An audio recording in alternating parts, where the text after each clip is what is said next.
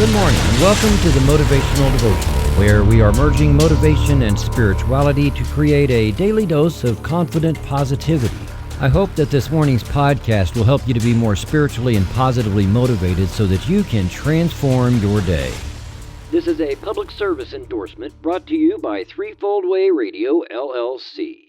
Have you ever had a case of don't feel like it-itis? This is a non-medical, medical-sounding term for a chronic condition that, if left untreated, can lead to comorbidities such as self-defeatosis, miserabilities, Eeyore-itis, and hardening of the attitudes. The worst and all too rare outcome can be a happinessectomy that can only be reversed with a great deal of work.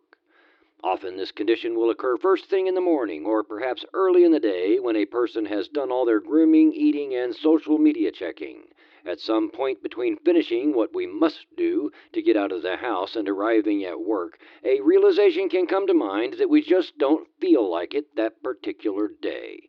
Often there isn't one particular reason for this condition, it just seems to flare up. Its symptoms are a lack of focus, a feeling of malaise, flat affect, and a general sense that there are a million other things that we would rather be doing.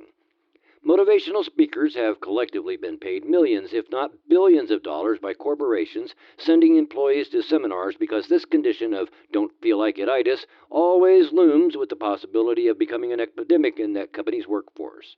Motivational speakers spend a seminar getting everyone all jacked up so that they go back to their routines feeling recharged, and people call this motivation.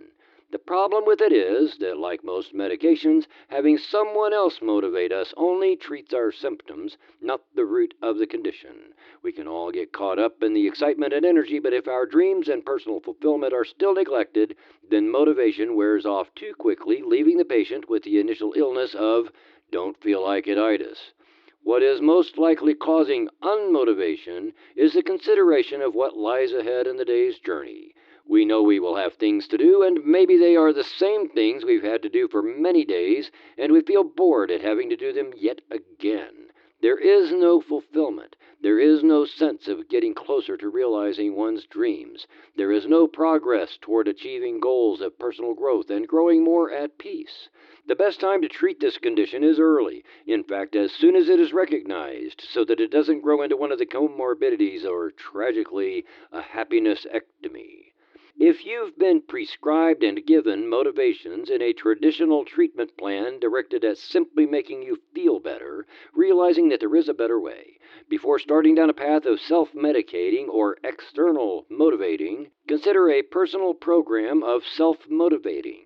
Whereas self-medicating is an expression of dysfunctional, if not self-destructive behavior, self-motivating is the opposite. It is the strongest form of treatment for don't feel like it-itis and has been proven to be the only treatment with long-lasting results. It is done by popping off the cap of a bottle of personal enthusiasm and ingesting it regularly with a glass half full of hope for fulfilling one's personal dreams.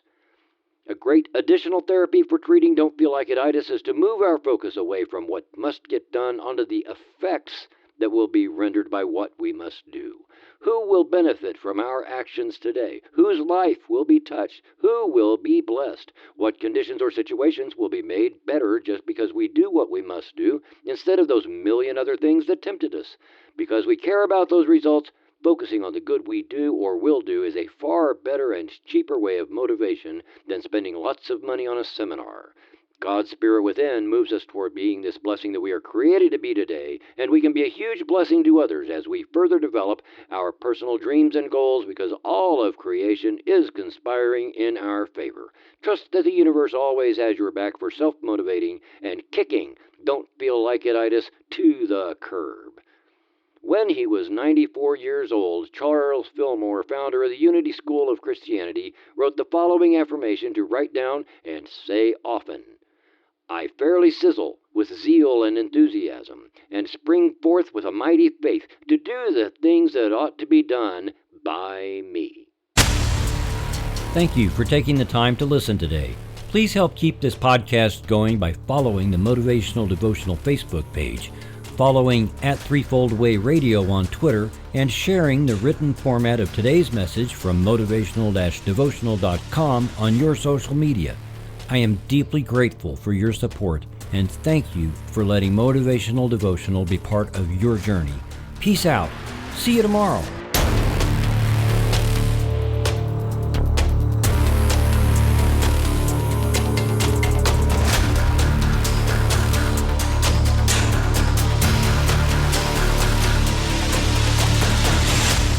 Motivational Devotional is a production of Threefold Way Radio, LLC.